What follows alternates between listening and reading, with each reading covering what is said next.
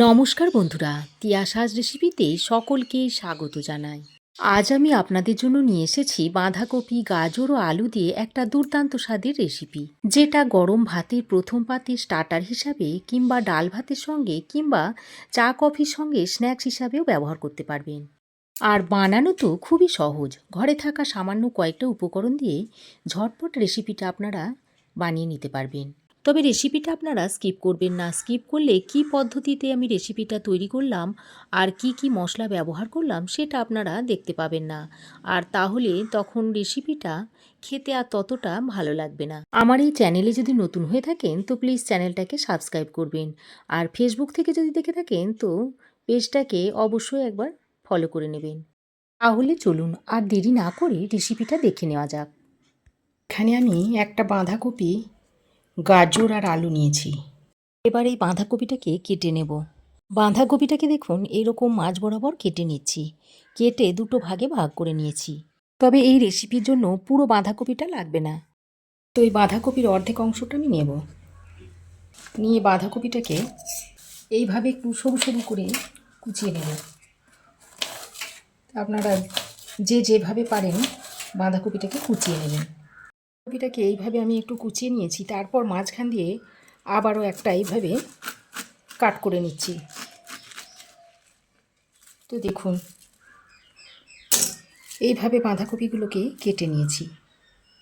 কেটে নেওয়ার পর বাঁধাকপিটাকে আমি একটা থালার মধ্যে তুলে নিচ্ছি।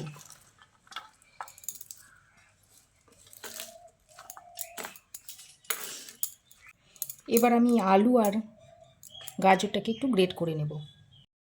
এবার এরকম একটা গ্রেটারের সাহায্যে আলুটাকে প্রথমে গ্রেট করে নিচ্ছি।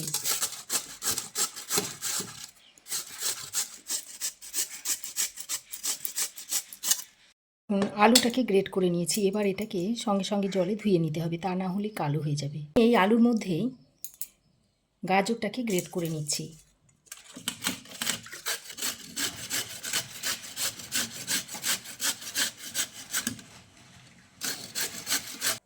তো দেখুন আলু গাজর সব কিছু গ্রেট করে নিয়েছি।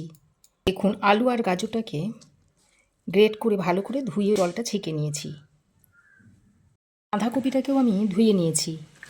বাঁধাকপিটাকে এখন আলু ও গাজরের মধ্যে দিয়ে দিচ্ছি।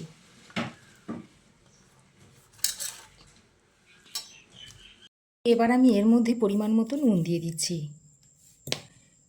নুনটা দিয়ে বাঁধাকপি, গাজর আর আলুটাকে ভালো করে মাখিয়ে নিচ্ছি।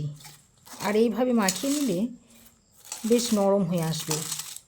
তো দেখুন নুন দিয়ে মাখার ফলে বেশ অনেকটাই নরম হয়ে গেছে। নুন দিয়ে মেখে নেওয়ার পর এবার আমি এর মধ্যে দিয়ে দিচ্ছি পেঁয়াজ কুচি। একটা মিডিয়াম সাইজের কুচনো পেঁয়াজ আমি এখানে দিয়ে দিলাম।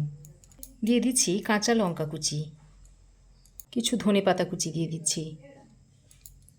দিয়ে দিচ্ছি 1 চামচ মতো আদা ও রসুনের পেস্ট। জিরে গুঁড়ো দিয়ে দিচ্ছি 1 চামচ পরিমাণ। ছোটো চামচের 1 চামচ গরম মশলার গুঁড়ো দিয়ে দিচ্ছি। দিয়ে দিচ্ছি একটু পাতিলেবুর রস। এবার একটা ডিম নিয়েছি, এই ডিমটা ভেঙে এর মধ্যে দিয়ে দিচ্ছি।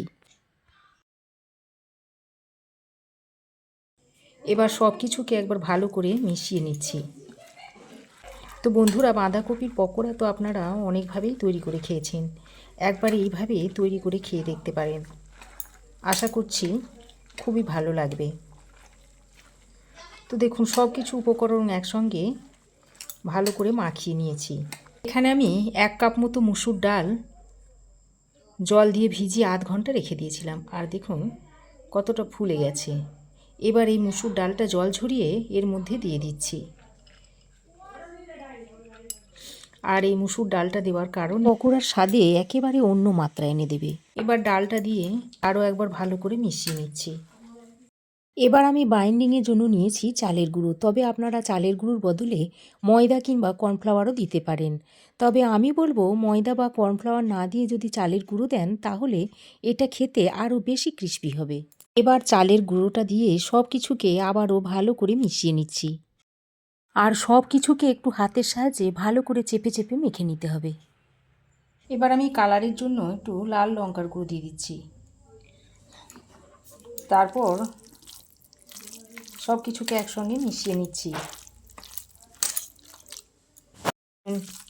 খুব ভালোভাবে আমি মাখিয়ে নিয়েছি। আর এইভাবে দেখুন পকোড়ার শেপ দিয়ে নিচ্ছি। আমি এরকম লম্বা লম্বা শেপ দিয়ে নিচ্ছি, তবে আপনারা গোল চ্যাপটা যে কোনো শেপেই তৈরি করে নিতে পারেন। এবার পকোড়াগুলো ভাজার জন্য আগে থেকে বেশ খানিকটা তেল গরম করতে দিয়েছি। এবার তেল গরম হয়ে এলে পকোড়াগুলো এইভাবে ছেড়ে দিচ্ছি।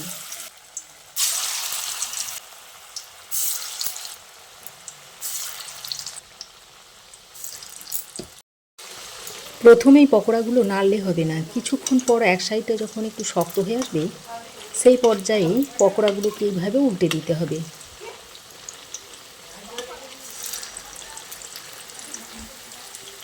তারপর গ্যাসের ফ্লেমটাকে লো টু মিডিয়ামে করে পকোড়াগুলোকে ভালো করে উল্টে পাল্টে ভেজে নিতে হবে।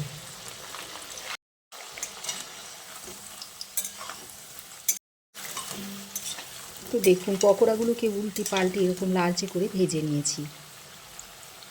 এবার এই পকোড়াগুলোকে তুলে নিচ্ছি।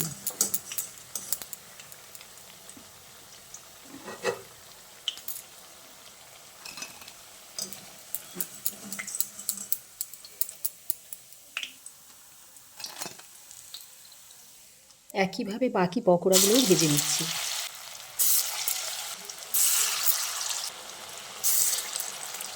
তো দেখুন দ্বিতীয় ব্যাচের পকোড়াগুলো ভাজা হয়ে গেছে, এগুলোকেও তুলে নিচ্ছি।